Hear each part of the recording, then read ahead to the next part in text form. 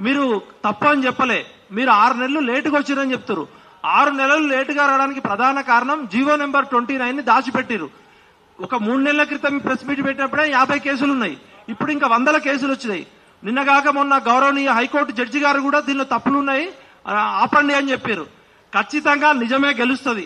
తాత్కాలికంగా అబద్ధం గెలవచ్చు, మీరు మేనేజ్మెంట్ చేసి కొంతమంది మీకున్న పలుకుబడితో గెలవచ్చు, కానీ నిజం నిలకడ మీద గెలుస్తుంది.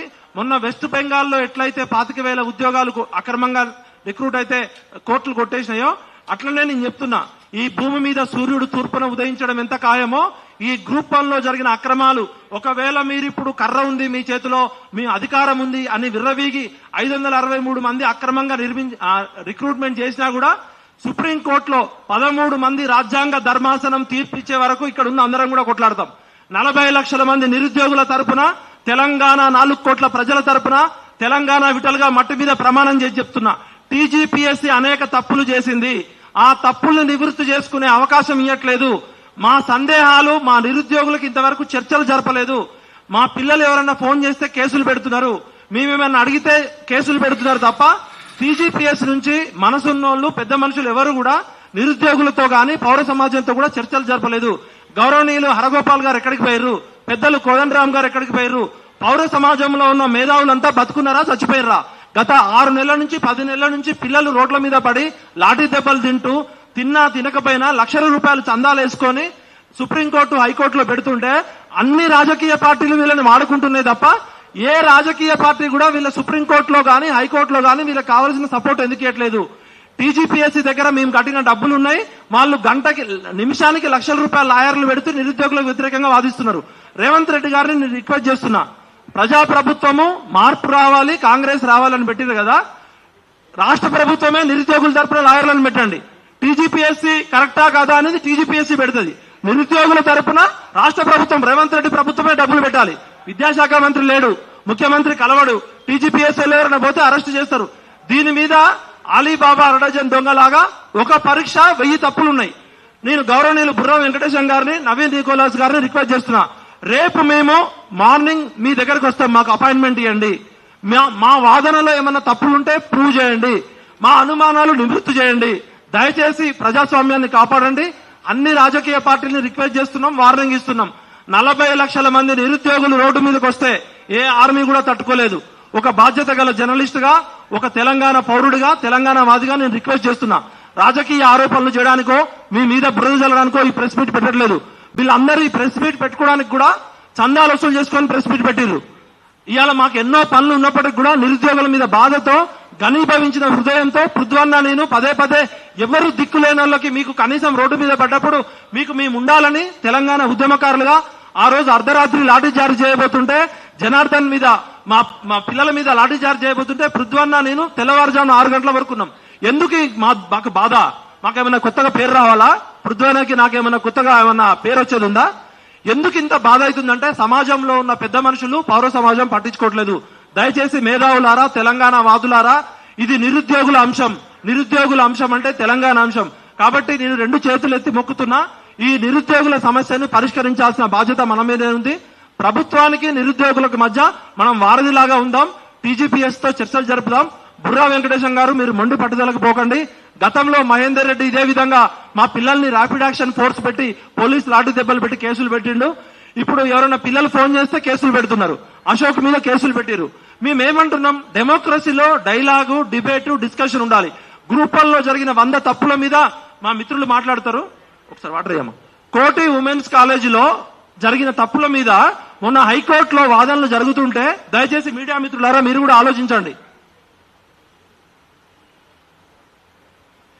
టీజీపీఎస్సీ వాదన ఎట్లా అంటే, కోటి ఉమెన్స్ కాలేజీలో 2 సెంటర్లలో 74 మందా 78 మందా 74 మంది సెలెక్ట్ అయ్యారు అని నిరుద్యోగులు కోర్టులో కేసేస్తే టీజీపీఎస్సీ లాయర్ ఏమంటాడంటే, అక్కడ మేము కావాలనే అబ్బాయిలను ఎలో చేయలేదు, అబ్బాయిలు కనుక వస్తే కోటి ఉమెన్స్ కాలేజ్ సెంటర్ లో ఉన్న టాయిలెట్లలో గ్రూప్ 1 అభ్యర్థులు అబ్బాయిలు పోయి సీక్రెట్ కెమెరాలు పెడతారట.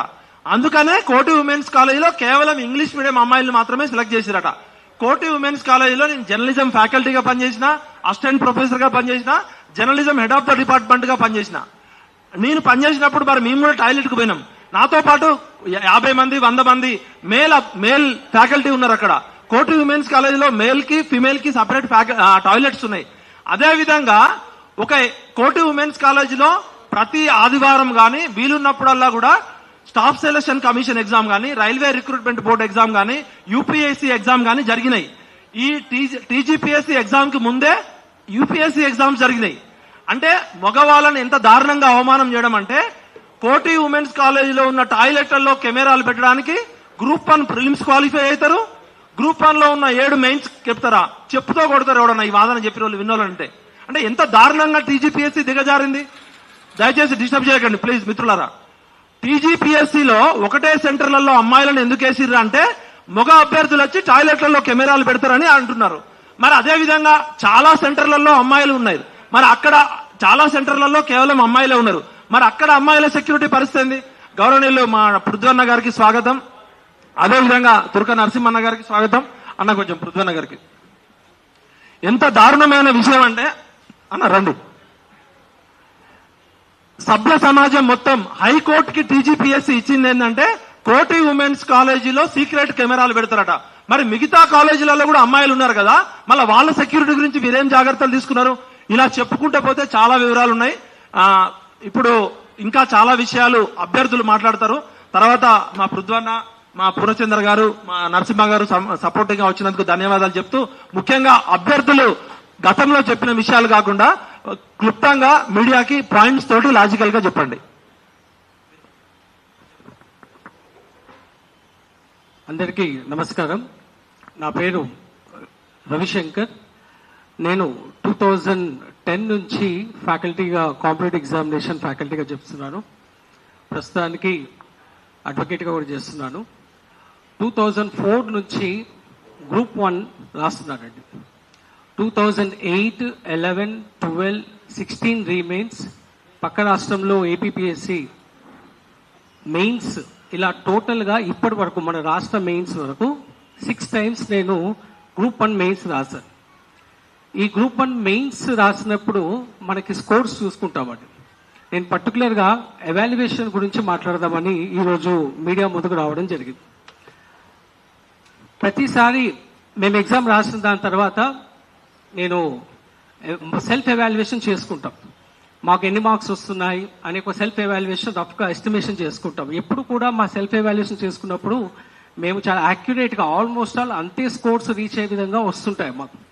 కానీ ఈసారి పర్టికులర్గా యాజ్ ఎ ఫ్యాకల్టీ, నేను ఒక పాలిటీ ఫ్యాకల్టీ అండి. నేను యూజీసీ నెట్ క్వాలిఫైడ్. నేను పాలిటీ సబ్జెక్ట్లో కూడా నాకు మార్కులు తక్కువ వచ్చాయి. ఇది చాలా అంటే చాలా బాధాకర విషయం. ఎనీహౌ నేను సెలెక్ట్ కాలేదు. ఇంతకుముందు కూడా 5 సార్లు మెయిన్స్ రాశాను, యూపీఎస్సీ కూడా రాశాను, సెలెక్ట్ కాలేదు, వేరే విషయం. కానీ నా సబ్జెక్ట్లో నాకు మార్కులు తక్కువ రావడం అనేది చాలా ఆశ్చర్యానికి గురి చేసింది.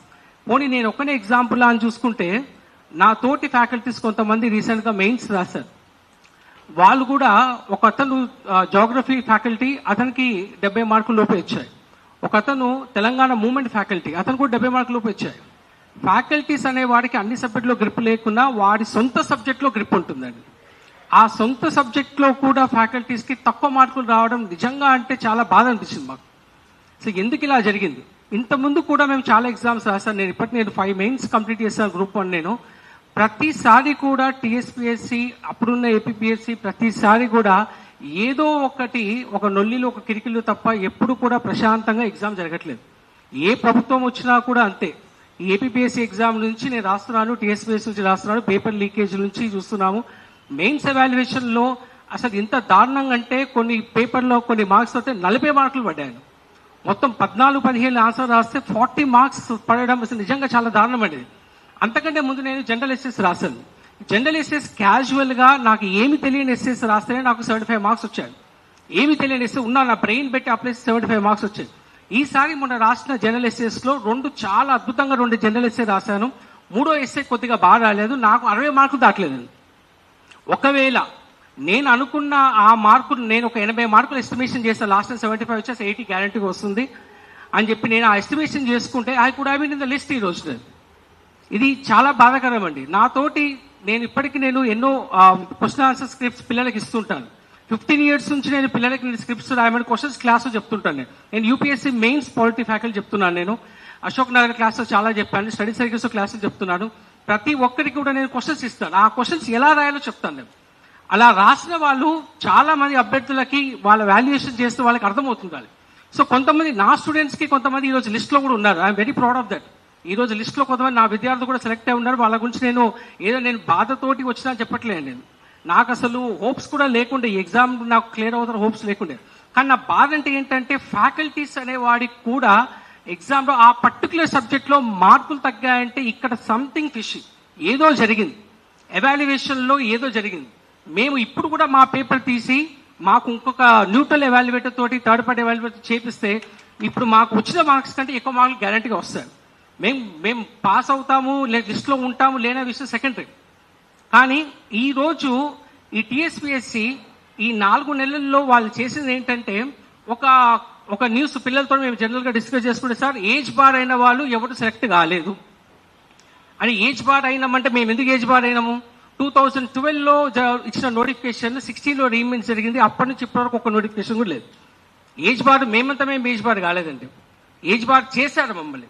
ఈ తెలంగాణ ఉద్యమం అని చెప్పేసి ఆ తర్వాత మనకి స్టేట్ ఫార్మేషన్ తర్వాత నోటిఫికేషన్ వచ్చింది. మమ్మల్ని ఇట్లా ఏజ్ బార్గా చేశారు. 35+ ఉన్న వాళ్ళు ఎంతమంది సెలెక్ట్ అయ్యారు? కావలసుకొని ఏజ్ ఉన్న వాళ్ళని సీనియర్స్ తీసేసేయాలనే ఒక ఉద్దేశంతో పుట్టకుండా ఏమన్నా ఉందా?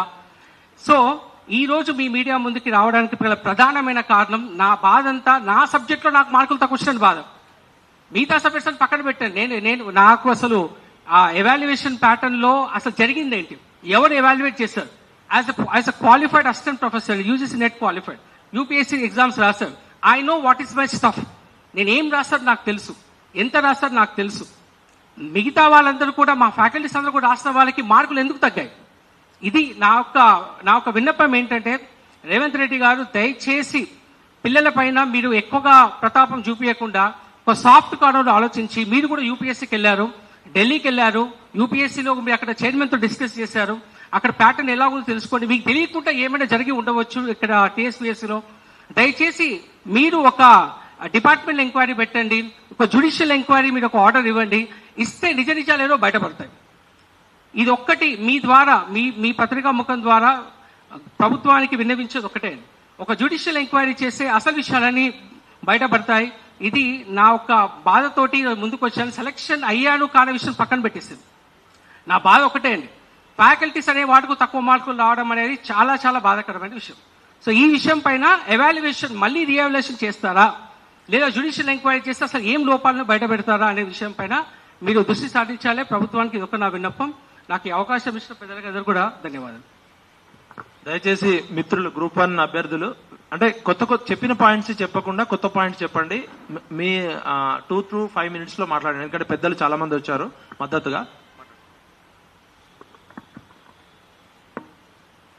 నేను రేఖా సింగ్ మాట్లాడుతున్నాను, గ్రూప్ 1 ఆస్పిరెంట్. యాక్చువల్గా గ్రూప్ 1 మొన్న జరిగిన ప్రిలిమ్స్ కానీ మెయిన్స్ కానీ స్టార్టింగ్ నోటిఫికేషన్ నుండి చాలా ప్రాబ్లమ్స్ ఉన్నాయని మేము ఇన్ని రోజుల నుండి చెప్తూనే ఉన్నాము. అనేక ధర్నాలు కూడా మేము చేశాము. బట్ స్టిల్ గవర్నమెంట్ ముండి వైఖరి, ప్రిలిమ్స్ కండక్ట్ చేసింది, మెయిన్స్ కండక్ట్ చేసింది, అండ్ ఎట్ లాస్ట్ అపాయింట్మెంట్స్ కూడా ఇవ్వడానికి రెడీ అయింది.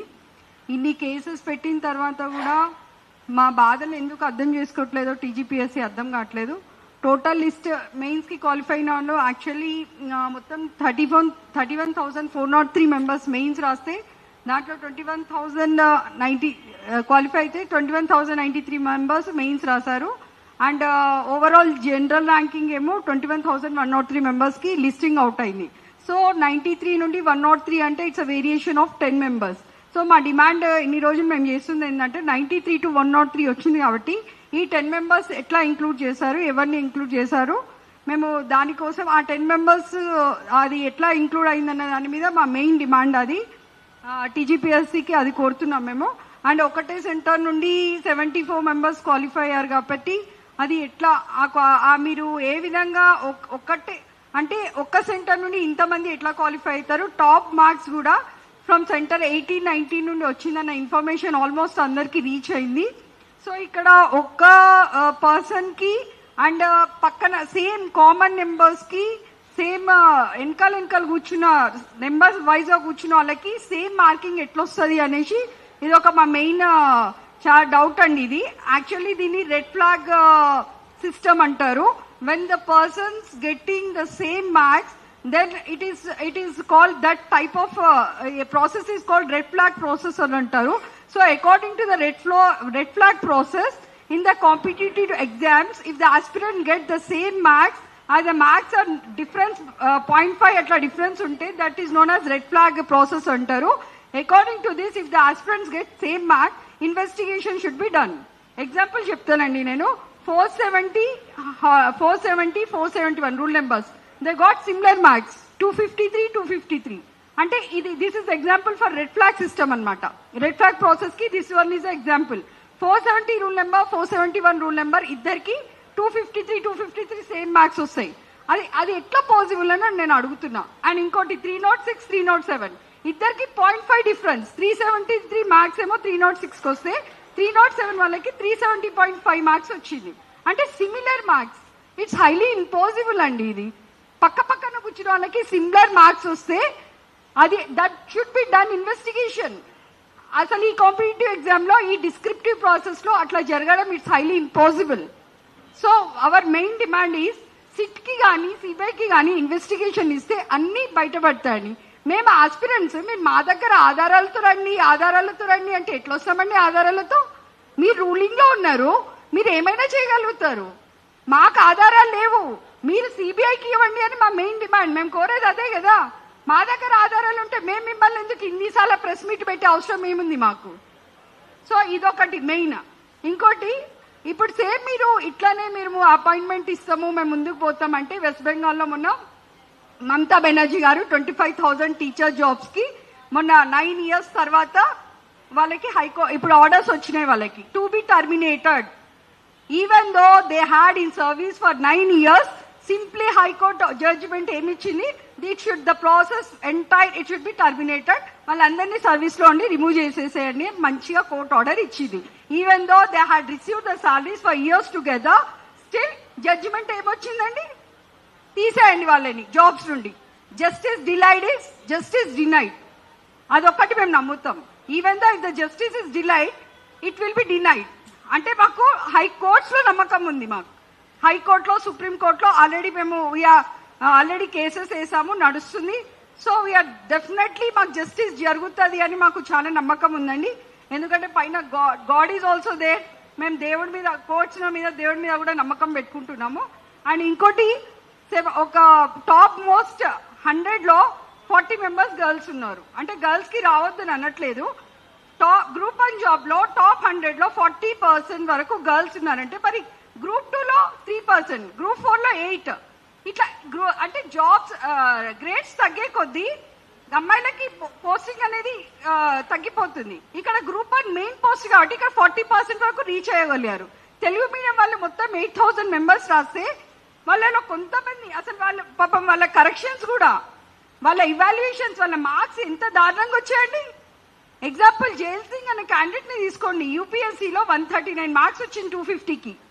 ఆయన పరిస్థితి ఏంది? టీజీపీఎస్సీలో 46 మార్క్స్ ఆయనకి. అసలు ఆయన పేపర్ ఎవాల్యుయేషన్ చేసిందా అండి? చూడండి అసలు ఎవాల్యుయేషన్ అన్న ప్రాసెస్ ఎట్లా జరుగుతుందో. ఇంత మంచి నాలెడ్జ్ ఉన్న క్యాండిడేట్ యూపీఎస్సీలో అంత టాప్ స్కోర్ చేసిన క్యాండిడేట్ కి 40 మార్క్స్ టీజీపీఎస్సీలో. ఇట్లాంటి అన్ని కేసెస్ మాకు ఎదురైతే అంటే మరి మేము ప్రెస్ మీట్ పెట్టకుండా ఏం చేయాలండి? Definitely, I request the government, I request the TGPSC to take the necessary actions as early as possible. Thanks అమ్మా. కొంచెం బ్రీఫ్ గా చెప్పండి. ప్రత్యూష గారు, ప్రత్యూష గల్లీలో కొట్లాడుతుంది, ఢిల్లీలో కొట్లాడుతుంది. వాళ్ళ ఫాదర్ పాపము ఒక డిపార్ట్మెంట్ లో ఉండి కూడా ఢిల్లీలో వెళ్ళి అమ్మాయి ఆరోగ్యం అంతా ఖరాబ్ చేసుకొని వీళ్ళు ఢిల్లీలో వెళ్ళగానే వీళ్ళ ఫోన్లకి హై ఫ్రీక్వెన్సీ వచ్చి సిమ్లే పనిచేస్తున్నాయి. అంటే రాష్ట్ర ప్రభుత్వము ఎంత పెద్ద ఎత్తున మైక్రో లెవెల్ మేనేజ్మెంట్ చేస్తుంది. కోర్టుల్లో జడ్జీలకి లాయర్లకి డబ్బులు ఇవ్వకుండా పాపం వాళ్ళు చందాలు వేసుకొని చేయాల్సిన పరిస్థితి ఏర్పడ్డది. కొన్ని రాజకీయ పార్టీల సంగతి కూడా అన్న పృథ్వన్న చెప్తాడు. అందరూ కలిసి నిరుద్యోగుల గొంతుకు వస్తున్నారు. ముఖ్యంగా ఎస్సీ ఎస్టీ బీసీలు మెరిట్ ఉన్న విద్యార్థులు గొంతుకు వస్తున్నారు. ప్రత్యూష నువ్వు ఎగ్జాంపుల్స్ తో చెప్పమ్మా.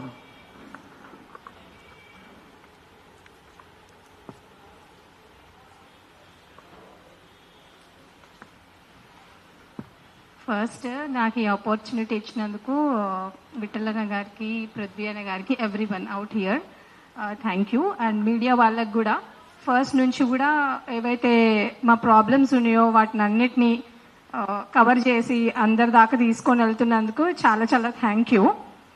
సేమ్ హ్యాపెన్ ఇన్ ఢిల్లీ కూడా మేము వెళ్ళి అక్కడ కూడా మీడియా అడ్రస్ చేయడం జరిగింది. Sorry to say this, journalism ఈ మధ్యలో క్రెడిబిలిటీ లూజ్ అవ్వడానికి మెయిన్ రీజన్ ఏంటంటే ఇంత పెద్ద ప్రాబ్లం, రిజర్వేషన్స్ వయోలేట్ అవుతున్నారా బాబు తెలంగాణలో అని చెప్పడానికి వెళ్తే ఒక్క media channel, only few like T news లాంటివి కొన్ని ఫ్యూ ఛానల్స్ మాత్రమే వాటిని కవర్ చేసింది. మిగతా వాళ్ళు మంచిగా ఫుటేజ్ తీసుకొని దాన్ని లైట్ తీసుకున్నారు. అంటే ఫస్ట్ పాయింట్ నేను చెప్దాం అనేసి అనుకున్నా. అండ్ అనదర్ థింగ్, ఆల్రెడీ అందరూ చెప్పారు, రేఖా మేడం, సార్ వాళ్ళందరూ మాట్లాడారు కాబట్టి I have few things, I have direct questions. First question నేను ఆర్ఎస్ ప్రవీణ్ కుమార్ గారిని అడుగుదాం అనుకుంటున్నాను. Sir, when you are in the BSP party, last time మీరు పేపర్ లీకేజ్ అయిందని పెద్ద హై డ్రామా క్రియేట్ చేసి, of course you have done a very great job. మీరు అలా చేసినందుకే మాకు ఎగ్జామ్ క్యాన్సిల్ అయ్యింది. కానీ ఈ రోజు మీరే బయటకు వచ్చి చెప్పారు రీసెంట్ టైమ్స్ లో, ఏమని చెప్పారంటే జీవో 29 అన్కాన్స్టిట్యూషన్, దీనివల్ల చాలా మంది ఆపర్చునిటీస్ లూజ్ అవుతున్నారు, ప్రిలిమ్స్ లో ఎగ్జామ్స్ లో వాళ్ళకు మార్క్స్ రిస్ట్రిక్ట్ చేస్తున్నారు అని మీరే చెప్పారు. కానీ ఈ రోజు మీరు సైలెంట్ గా ఉండడానికి గల కారణం ఏంటో నాకు అర్థం అవ్వట్లేదు. This is the first question. మీరు ఇప్పుడు బయటకు వచ్చి మాకు హెల్ప్ చేయాలి అని మీకు లేనప్పుడు మీరు మీ ఏమంటారు ఒక కమ్యూనిటీ బేస్ మీద వచ్చి మాకు ఓట్లు అడగకండి. This is my first question to RS Praveen Kumar. My second question to Bandi Sanjay అన్న. ఎందుకు సంజయ్ అన్న అంటే, సంజయ్ అన్న వీఆర్ వెరీ థ్యాంక్స్, మీరు బయటకు వచ్చి మా ఇష్యూస్ ఏంటనేది చూపించారు. Very thankful for that. BJP కానీ బీజేవైఎం కానీ they have helped us in this. కాకపోతే ర్యాలీ చేసినంత మాత్రాన సరిపోదన్నా, మాకు లీగల్ గా కోర్టులలో కూడా మీ హెల్ప్ చాలా చాలా అవసరం. ఏదైతే రఘునందన్ రావు గారు జ్యుడిషియరీలో ఉండి కూడా ఇంత పెద్ద ప్రాబ్లం, అసలు రిజర్వేషన్స్ వయోలేట్ అవుతున్నాయి అని తెలిసి కూడా, ఏదైతే ఢిల్లీలో వాళ్ళు ఒక కాన్స్టిట్యూషన్ పట్టుకొని అంబేద్కర్ ఫోటోస్ పట్టుకొని వీఆర్ అంబేద్కరేట్స్ అని చెప్పుకుంటారు, కానీ పార్లమెంట్ లో వీఆర్ అంబేద్కరేట్స్ అని చెప్పుకుంటారు, కానీ ఇక్కడికి వచ్చాక ఇక్కడ అవేం వాళ్ళకి పట్టింపు ఉండదు. మీరు ధర్నాలు రాస్తారోకాలు చేస్తే సరిపోదు, అంబేద్కర్ గారి గురించి మీరు ఫాలో అవ్వాలి మీ రియల్ లైఫ్ లో కూడా. మీరు ఇంత వయోలేషన్ జరుగుతున్నప్పుడు మీరు బయటకు రాకపోవడం, దిస్ ఇస్ అన్ఫేర్. సో మీరు జ్యుడిషియరీలో ఉన్నారు కాబట్టి I think you have to take care of this. ఇప్పుడు కాదు, ఐ థింక్ 10 months నుంచి మేము ఈ స్ట్రగుల్ చేస్తున్నాం. ఒక 4-5 months బ్యాక్ కూడా we met them, we spoke to them, but there was no proper response from their end. ఇన్ని days మేము వెయిట్ చేశాము, ఇంకా వీ వాంట్ యువర్ రెస్పాన్స్. ఈ ప్లాట్ఫామ్ నుంచి నేను అంజిరెడ్డి గారిని కూడా రిక్వెస్ట్ చేసుకుంటున్నాను. Sir, we thank you for all the support. అంటే సపోర్ట్ చేయాలి, మీరు ఇంకా మాకు సపోర్ట్ చేయాలనే కోరుకుంటున్నాను. అండ్ అపోజిషన్ కూడా కొంచెం, అంటే దే హ్యావ్ లైక్ వాళ్ళు మాతో పాటు ఉన్నారు, మాకు హెల్ప్ చేస్తున్నారు. కానీ ఏదైతే జీవో 55 కేసీఆర్ ప్రభుత్వం మార్జినలైజ్డ్ కమ్యూనిటీస్ కి ఆపర్చునిటీస్ ఇచ్చిందో, అట్లా ఇప్పుడున్న వాళ్ళందరికీ ఆపర్చునిటీస్ ఇవ్వడం వల్ల చాలా మంది ఫ్యామిలీస్ బెనిఫిట్ అవుతాయి, చాలా మంది జెన్యూన్ ఆస్పిరెంట్స్ బెనిఫిట్ అవుతారు. So I would like to request the opposition party leaders also in this case, and students, especially students. అంటే నేను ఇక్కడ ఉన్న జనార్దన్, మిగతా వాళ్ళు, రేఖా గారు, ఇక్కడ వీళ్ళు మాత్రమే స్టూడెంట్స్ కాదు. అసలు అవసరం, ఇప్పుడు విఠల్ అన్న కానీ పృథ్వీ అన్న కానీ వాళ్ళు మన కోసం ఇంత చేస్తున్నారు, ఎగ్జామ్ రాసిన మీరెందుకు బయటికి రావట్లేదు అనేది నా క్వశ్చన్. అంటే మీరు ఎవరికి భయపడుతున్నారు? Being a girl, I have come till here, so I'm requesting you to come out. మీరు రావాలి, ఇవి మీ రైట్స్. మీకు జాబ్లంతా చెప్పండి. మీరు ఎక్కడో కూర్చొని గ్రూపులలో మెసేజ్లు పెట్టుకొని రేవంత్ రెడ్డి గారిని తిట్టుకుంటూ అపోజిషన్ తిట్టుకుంటే సరిపోదు. You have to come out, you have to speak, you have to open your mouth. Me problem ఏంటనేది చెప్పాలి. ఈ రోజుకి లాస్ట్ టైం కూడా మేము ధర్నా చేసాము, ఇప్పుడు కూడా ఇది కండక్ట్ చేసామన్నా. I want students to come out. And ఒకవేళ జ్యుడిషియరీకి అపోజిషన్స్ కానివ్వండి, లీడర్స్ కానివ్వండి, ఎవరు హెల్ప్ చేసినా చేయకపోయినా, I want you guys to contribute. నేను ఇప్పుడు ఓపెన్ గా సమాజాన్ని అడుగుతున్నా, సొసైటీని అడుగుతున్నా. ఈరోజు మేము సఫర్ అవుతున్నాము, రేపు మీ ఇళ్లలో మీ పిల్లలు కూడా సఫర్ అవుతారు, రేపు మీ చిల్డ్రన్ కూడా సఫర్ అవుతారు. కాబట్టి ఈ జీవో 29 వాళ్ళు ఎప్పుడైనా ఇది హార్మ్ఫుల్. సో మీ వాళ్ళు కూడా సఫర్ అవుతారు. బెటర్ అడ్మినిస్ట్రేషన్ కోసము మీరు ఒక మంచి ఆఫీసర్స్ ని సెలెక్ట్ చేసుకోవాల్సిన అవసరం ఎంతకన్నా ఉంది. సో టుడే అంటే ఇన్ని రోజులు we as an aspirants begged everyone, every political party, every opposition leader. Can today from this platform I'm requesting, I'm begging the society, being a girl, being on behalf of all my aspirants and my fellow aspirants, I'm requesting, I'm begging everyone, you have to contribute to us in these cases. నిజంగా మా case చాలా చాలా genuine అండి. So definite గా మీరందరూ మాకు help చేస్తే, మీరందరూ కొంచెం క్రౌడ్ ఫండింగ్ చేస్తే డెఫినెట్ గా మేము ఈ కేసు గెలుస్తాము. ఈ గ్రూప్ 1 ఏదైతే స్టార్టింగ్ నుంచి కూడా గ్రూప్ 1 లో చాలా లూప్ హోల్స్ ఉన్నాయి. మహేందర్ రెడ్డి గారిని అపాయింట్ చేయడం నుంచి ఈ రోజు పేపర్ రివల్యూషన్ దాకా చాలా చాలా చాలా లూప్స్ ఉన్నాయి. అసలు ఎందుకు అపాయింట్ చేశారు అనేది, ఇంకా అసలు where is the SIT report, అసలు దాని గురించి ఎందుకు ఎవరు మాట్లాడట్లేదు. చాలా మందికి ఒక క్వశ్చన్ కూడా రేజ్ అవుతుంది, ప్రీవియస్ ఇయర్ క్వశ్చన్ పేపర్సే మళ్ళీ పెట్టారేమో అనేసి. అండ్ ఇంకొకటి ఏంటంటే, ఎవరైతే సోకాల్ ఆకునూరి మురళి గారు, sir I would like to tell one thing. నేను చాలా డిబేట్స్ చూశాను సార్, యుఎస్ వాళ్ళతో కూడా మాట్లాడే చాలా డిబేట్స్ కూడా చూసినాను. అనవసరంగా తెలంగాణలో ఎడ్యుకేషన్ సిస్టమ్ చాలా వండర్ఫుల్ గా ఉంది, చాలా బాగా డెవలప్ అవుతుంది అని మీరు చెప్తున్నారు. ఎందుకు సార్ ఫేక్ గా అన్ని చెప్తారు? తెలంగాణలో ఏం జరుగుతుంది అనేది ఈవెన్ అమెరికాలో కూడా తెలుసు, యూకే వాళ్ళకు కూడా తెలుస్తుంది, అన్ని వీడియోస్ పోతున్నాయి. సో ఫస్ట్ మీరు you focus on the development. మా కేసే తీసుకోండి, మేము ఎంత ఇబ్బంది పడుతున్నామో. మీరు వచ్చి మమ్మల్ని అడగకపోయింటే అసలు ఉనికే లేని కాంగ్రెస్ ని మేము తీసుకొని రాకపోయే వాళ్ళము. అసలు where is a Congress party before? మాకు అసలు కాంగ్రెస్ అంటేనే తెలీదు. 10 years నుంచి వాళ్ళు ఎక్కడున్నారు? అసలు వాళ్ళ అవసరమే లేదు. ఈరోజు because of us you are there. మాకు జాబులు ఇవ్వాలి అని మీకు లేనప్పుడు మేము ఇచ్చిన ఓట్లు మాకు వెనక్కి ఇచ్చేసేయండి, మీరు దిగిపోండి.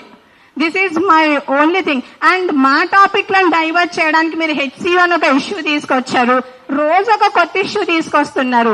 రేవంత్ రెడ్డి గారు, మీరు you are very much focused on other things. కానీ సార్ ఒకసారి మా ఇష్యూ కూడా మీరు దీన్ని కన్సిడర్ చేయాలి. 10 months నుంచి మేము చాలా చాలా చాలా ఇబ్బంది పడుతున్నాము, చాలా ప్రెస్ మీట్స్ పెడుతున్నాం. ప్రపంచానికి, ఇండియాలో ఉన్న వాళ్ళకి, వేరే స్టేట్ వాళ్ళకి కూడా అర్థమవుతుంది మీరు ఏం చేస్తున్నారు అనేది. కానీ మీకు మాత్రం అర్థం అవ్వట్లేదు మేము ఎంత ఇబ్బంది పడుతున్నాం, ఎంత సఫర్ అవుతున్నాం అనేసి. And I'm once again requesting the aspirants to come out to speak. ఇంత జరుగుతున్నప్పుడు మీరు ఇంకా కామ్ గా కూర్చుంటే, I don't think so you are human beings. Okay, ఎందుకంటే ఎవరికి అవసరం లేదు, ఇక్కడ ఉన్న వాళ్ళు ఎవరికి అవసరం లేదు మన ఇష్యూస్ గురించి. You have to come out. మీరు పోరాడాలి. మీకు జాబ్ కావాలంటే జెన్యూన్లీ కమ్ అవుట్ అండి.